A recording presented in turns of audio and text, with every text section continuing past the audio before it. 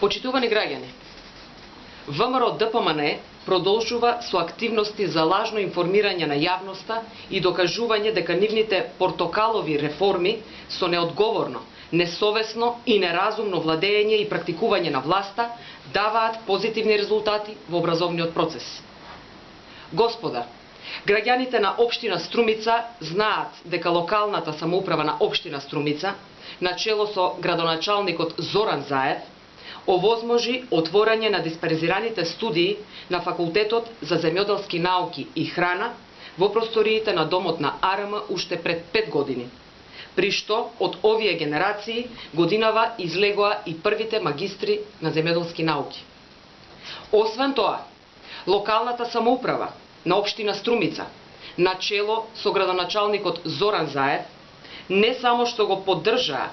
туку и го помогнаа реализирањето на проектот за отворање на дисперзирани студии од страна на новоформираниот Штипски универзитет Гоце Делчев во нашиот град. Затоа, почитувани господа од ВМРО ДПМН, погледнете и на вистината во очи и прифатете ја реалноста дека СДСМ и локалната самоуправа на општина Струмица темелно и жестоко се залагаат за школувањето и образованието,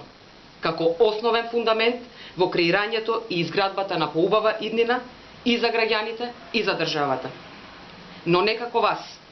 со формални, популистички и декларативни мерки и решенија, туку со решенија и проекти кои водат континуирано, квалитетно и перспективно образование.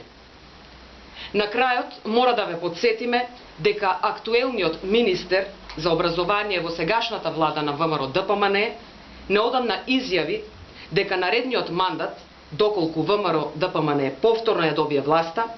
ќе направат анализа на високообразовниот процес и ќе го преиспита организирањето на дисперзираните студии во повеќе градови од Републиката.